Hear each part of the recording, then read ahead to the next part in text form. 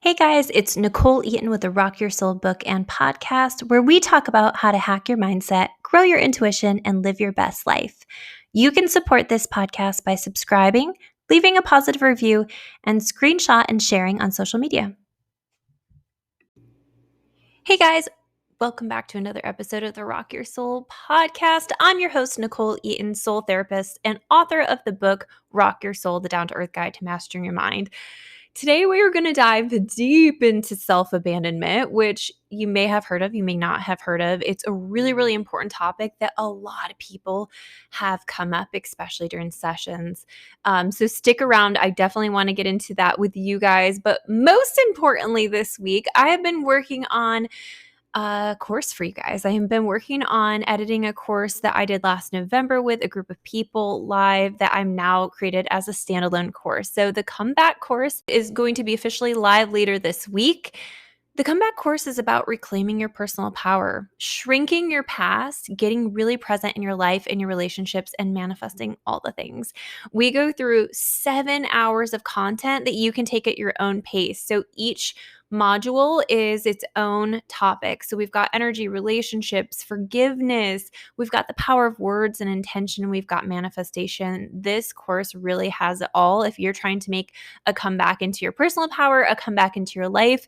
If you identify with any of the self-abandonment stuff that we've been talking about, this course will absolutely help you kickstart your journey back to yourself. So I'm so freaking excited. I will leave the link in the bio of this podcast, or you can follow me on Instagram. That will be accessible there at nicoleeaton.xo. So I'm very excited. That was a very successful course that we did last year, and I'm so excited to bring it to you so you can do it at your own pace. This is a topic I was like, do I know enough about this to talk about? That was just my feeling of like, this is something it's a really deep topic and you can go really, really deep into it. My goal today is just for it to help you recognize this in your own life and how it might be showing up in your own life. If you know a lot about me or you've worked with me, you know that a big part of what I do as a soul therapist rather than just a traditional therapist is we focus a lot about the present and the future. And we focus on the past enough to understand where you're coming from, to understand why you may be doing the things that you're doing. But I found doing traditional therapy, I'm a licensed mental health counselor, and in a traditional setting, I was doing mental health counseling, and I was finding that people really love to hold on to their old stories. And the more we talk about them, the more we ingrain them. So I don't typically focus on the past, y'all. I just believe that self-abandonment really keeps you from healing. It keeps you from feeling whole, and it really keeps you dependent on external circumstances, whether that's people or situations or career or whatever that is. You can get really locked in and feel really stuck around those pieces of your life if you're abandoning yourself. By definition, self-abandonment is ignoring, suppressing, or rejecting parts of yourself. It's identifying that you have a need or desire, but not also being willing to go meet it. And this might show up in a lot of different ways in your life. One way is if you're chronically busy. If you're somebody who's like filling your life to the brim with things to do, places to go, people to see, that it takes forever for you to realize that you haven't even checked in with yourself and how you're feeling and what you're experiencing in a while. It might be somebody who is perfectionistic. It might be somebody who is codependent, relying on another person. It might be somebody who's like super self-critical, somebody who has addictions, whether that's in addictions. We say addiction and people immediately connect to drugs, alcohol, the heavier addictions. But I also want to remind you that sometimes we can do addictive soothing through shopping online, through scrolling through your social media, through texting with people. We can do a lot of addictive behaviors in very subtle ways that wouldn't necessarily be classified as addictive behavior. So just something to keep in mind. Another way that you might notice that you may have self-abandonment issues is that you're needing or seeking external validation. If you're always trying to figure something out, if you've had an issue with somebody or something and you feel like your brain is just focusing so hard on what they said, how they said it, what they meant, what they did, and that you get so focused on them and what happened or what didn't happen or what you wish they would have said or what they didn't say. If you have a lot of like figure it out energy, that's self-abandonment as well. People pleasing, hiding parts of yourself, giving up interests that you really love because other people may not approve of them. So, any of those things, if you're like, yes, Nichole, that is me, I'm a self abandoner, I got you, we're going to walk through it together. You know what's interesting about self abandonment is we like to put bad labels on stuff like, oh, I'm codependent, or oh, I'm this, or oh, I'm that. I don't want to put a bad label on this. Honestly, it's just an unhealthy coping skill. And we can label it as, oh, it's just something I learned probably in childhood. A lot of people learn to self abandon when their environments growing up were unstable, whether that was emotionally unstable, whether that was, feeling like your emotional needs got neglected or your physical needs got neglected, or even if you just had a parent who was super busy and you kind of felt shoved off a lot. What we do as a kid, even as we learn to create neutrality and keep the peace by being super agreeable or by suppressing your voice or your wants or your needs. Your job is just to be grateful that you get any of it. So it's really easy to have issues with self-abandonment, and it's really common to have issues with self-abandonment if you grew up in a house where you were either modeled people pleasing or you had to play a chameleon to keep the peace. So it's not a bad thing. It doesn't say anything about you. It's just an unhealthy coping skill in the way that meditation is a healthy coping skill. It's just one of those ones that's not really serving you at this point in time. That's cool. That's fucking awesome to know that we can recognize, oh shit, I'm doing that. And I don't have to do that anymore. I am not 6. I don't need somebody else to take care of me. And I think that bringing this awareness to yourself helps detach from the external things that you were looking for validation in, that you were looking for stability in. I know that sometimes people feel like really obsessed with doing a good job in their work environment because if they do a good job, the boss will keep them. And if they do a good job, it's almost like this feeling like you have to hustle to be good enough. And it's such bullshit, right? It's such bullshit. And we do this in our relationships, especially new relationships, when we're in that really like, I want them to like me phase. We abandon ourselves, so like our authenticity, to try to be what other people want us to be. You might be doing that in your business. You might be doing that on your online presence. You might be doing that in other areas of your life where people don't see. You might be doing that in motherhood. I just want you to take a really good scan of your life right now and ask, is there any place that I feel like I'm abandoning myself? Are there needs and desires that I personally have that I'm not allowing myself to get met because I don't want to disrupt the homeostasis of my life? A lot of people with self-abandonment issues do not like to, rock the boat. They don't like to have experiences or conversations or set boundaries with people because they don't want to deal with the other person feeling uncomfortable or feeling upset. A lot of people with empathic energy, so somebody who feels another person's energy, they have a hard time with boundaries as well. So double check. It may be you're an empath. It may be self-abandonment, but just check. It's really important for you to be able to speak up for yourself and get your needs met, because at the end of the day, you're the only person who's going to meet your needs. You're the only person who is going to stop suppressing or rejecting parts of yourself. You're the only person who's going to step into the fullness of yourself. And that's a really important thing. So we developed maybe this in childhood. Maybe this was like later in life. Maybe this was actually from an abusive or a toxic relationship. A lot of people go into self-abandonment mode when there's really unhealthy dynamics in a relationship. Sometimes we even repeat the messages or the wording of people over and over in our head. So if you had somebody who chronically made you feel embarrassed for being you, or put you down, or made you feel not seen or heard, whether that's a parent figure, whether that's just an influential person in your life, it doesn't matter. This doesn't necessarily have to be in childhood. This can be in any interaction. It could be an interaction with your boss or a superior or a teacher. I just want you to think about, is there anybody who made me feel any particular way about myself that was negative? Is there anybody whose stories that I repeat? At the end of the day, I think of Brene Brown and I think of her study. She studies vulnerability. Incredible teacher, incredible author. Pick up anything of hers, you won't regret it. But Brene Brown talks about worthiness and this feeling of our whole soul is designed to desire love and belonging. And so we seek it out. And self-abandonment is really just a way of saying, I want you to keep me. I don't want you to leave. I want to be lovable. I want to belong somewhere. And so when we learn these, and it really becomes a survival trait, right? It becomes this way of surviving and being okay. And I also think it comes from that survival mechanism in the brain where when we feel unsafe, we do things that we wouldn't normally do. And the other important thing to note is that when we feel unsafe and we go into survival mode, our brain doesn't have the same ability to access all possibility.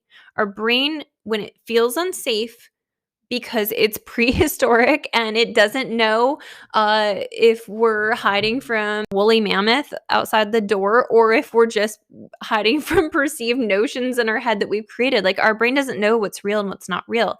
So when we go into this survival mode, all of our fight or flight energy goes into place and we're in this survival mode and we're out of intentional living automatically.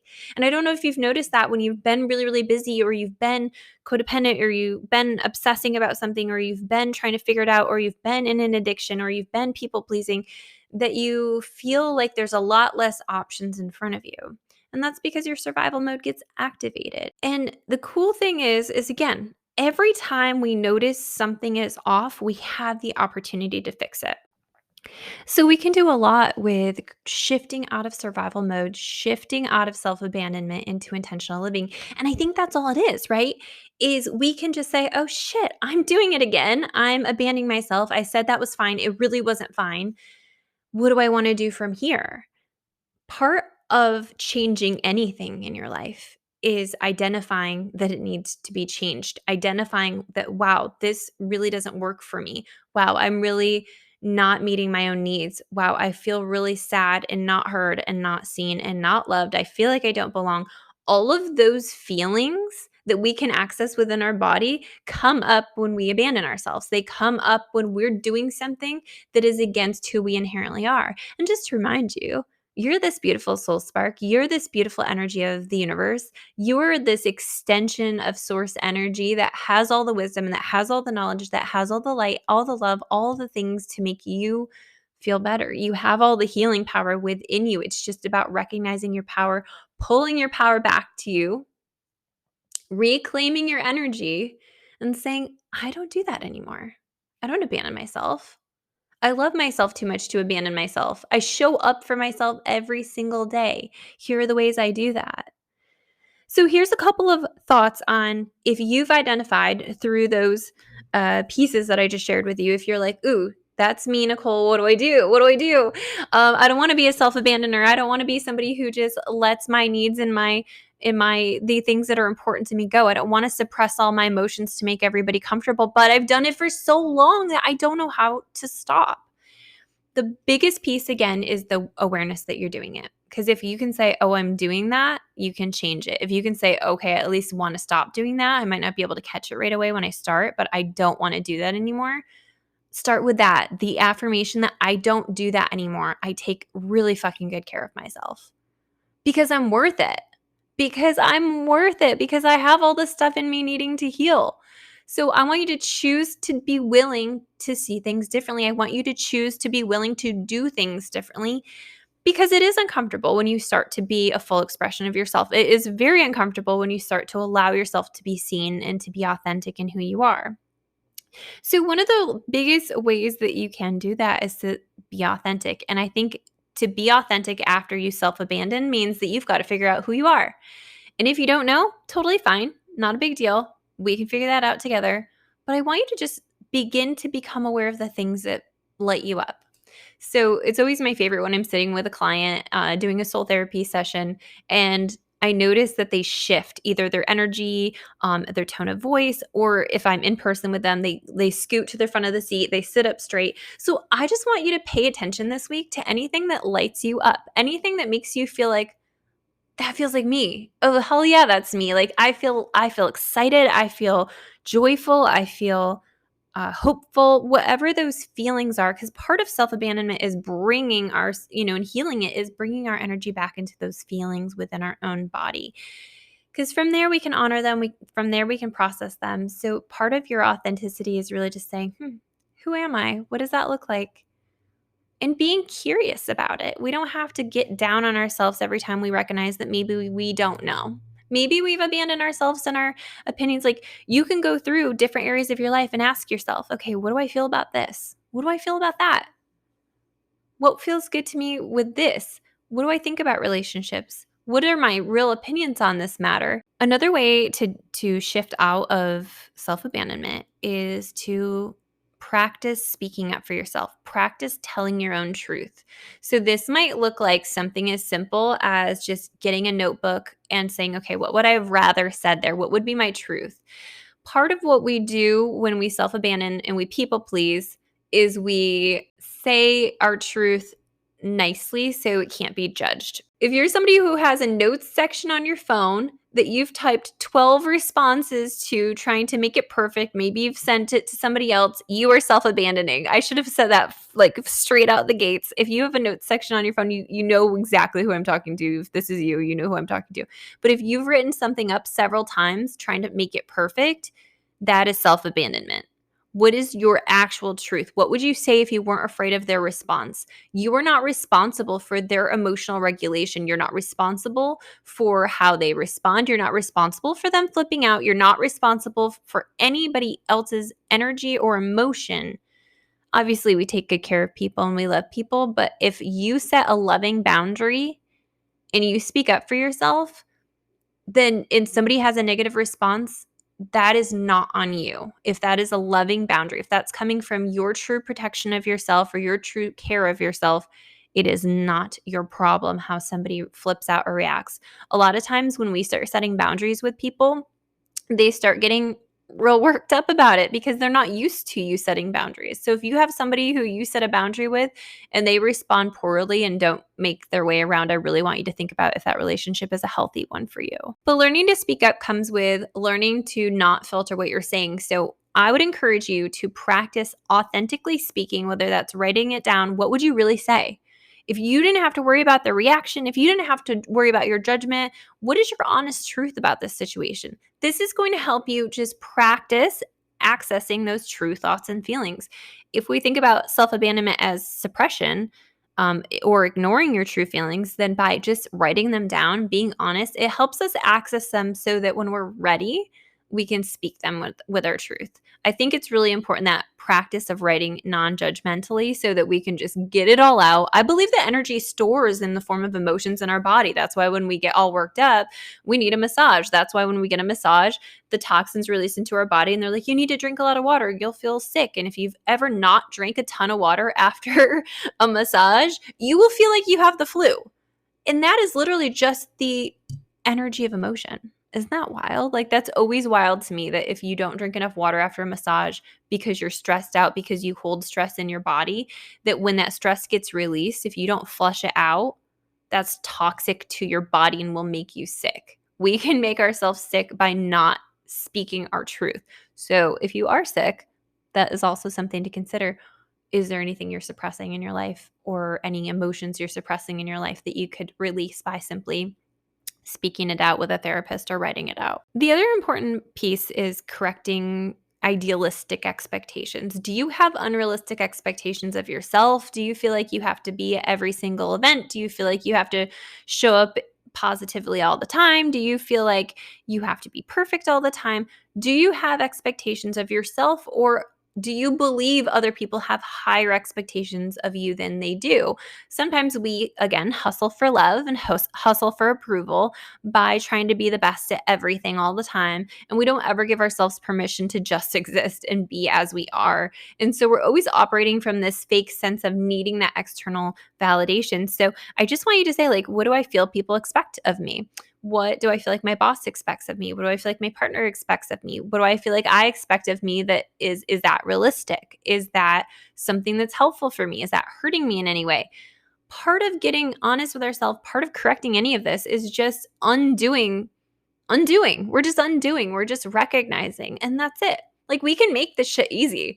I think that we talk about healing in a way that it's drawn out and it's long and it has to be this and it has to be that. And I think it can be fucking easy. I think it just starts with deciding, getting honest with ourselves, and meeting ourselves where we're at day to day. If we're just focusing on this present moment and honoring and recognizing the things that come up that are no longer useful for us, and shifting our energy forward, honoring that feeling within us, accepting it, loving on it, understanding where it came from, and then redeciding with our life, okay, I don't do that anymore. What do I do? No, I speak up when people hurt me. I declare I speak my mind, I speak my truth. I have ability to access my feelings. My feelings are valid. My feelings are okay. I don't need to stuff those down anymore. And it takes practice. All of the stuff that I'm talking about, it takes practice. You have practiced doing the opposite for a long time. You've practiced suppressing your feelings. You've practiced people pleasing. You've practiced numbing with scrolling through social media. You've practiced numbing through alcohol. You've practiced through self-criticism. You've practiced through seeking external validation or trying to figure it out. You've practiced those things. And anytime we practice anything mentally or emotionally, it becomes what is. And again, it's just a manifestation of past energy, which we can always change. We can always change the manifestation of what we used to do into something better. So practicing asking, what do I need? What do I need? What do I desire? What's my truth about this situation? Those three things will pull you back into your energy field, back into your body. Creativity is a really cool way to also work through self-abandonment.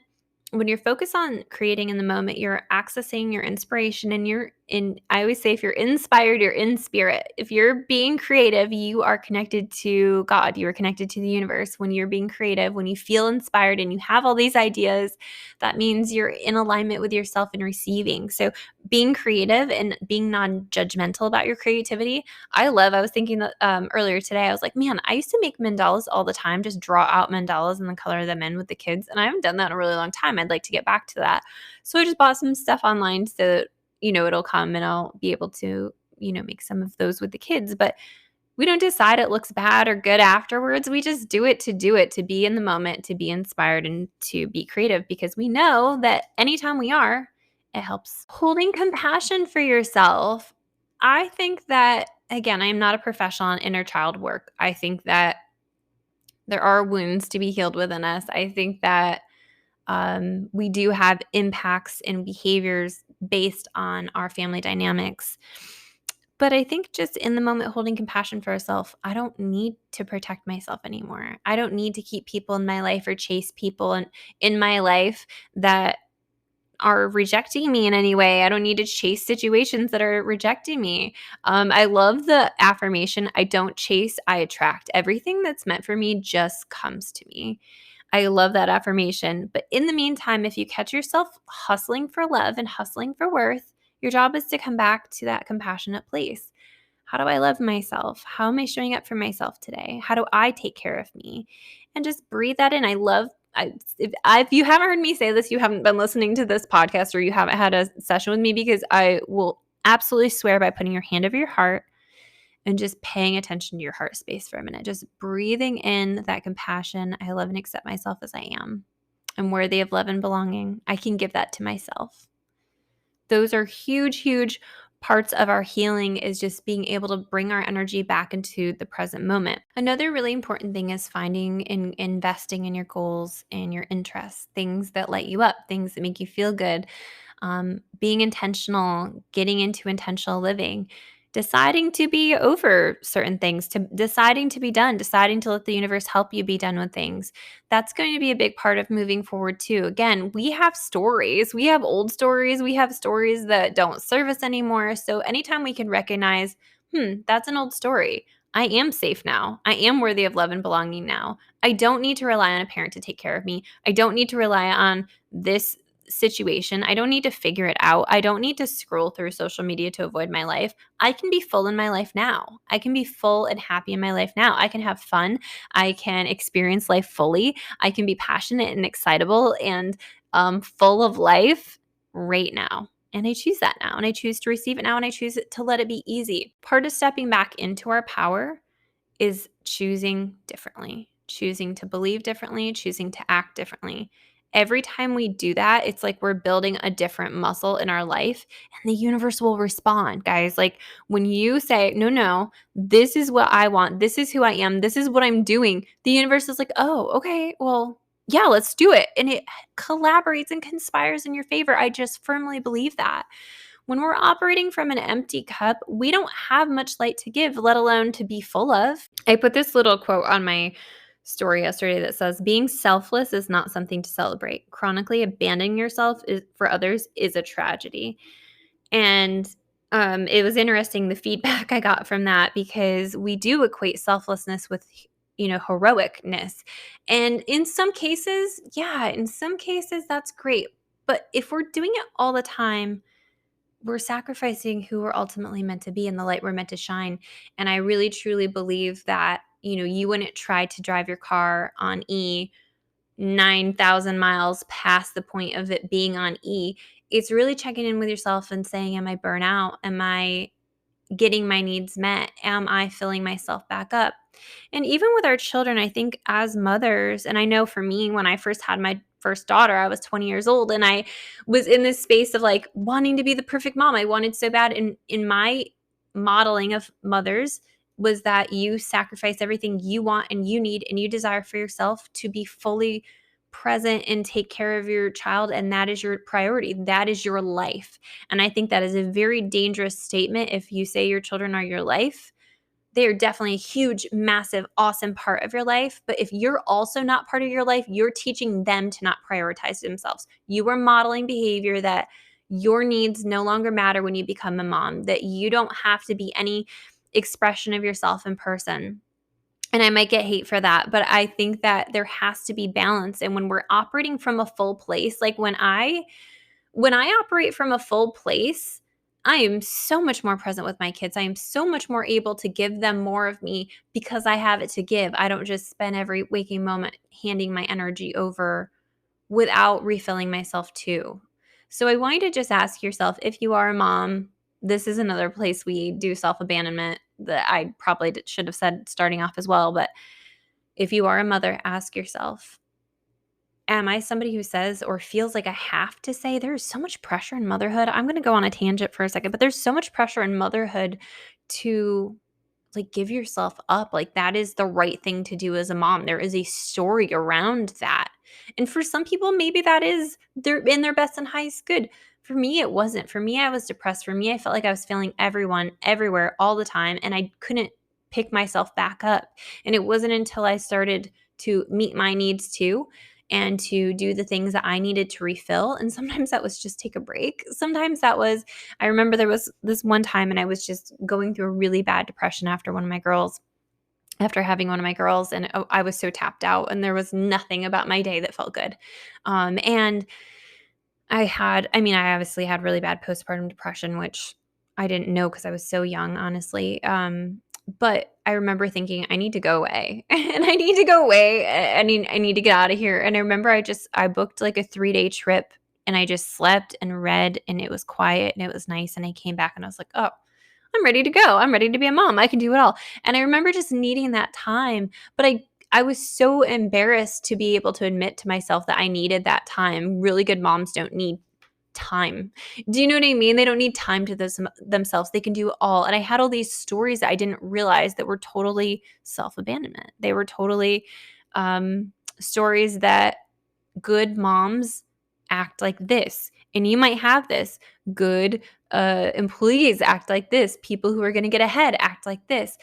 I want you to just check in with yourself about the stories you have about what it means to be in any role in your life, anywhere where you feel like I'm tapped out, I'm burnt out, I don't have much more to give here.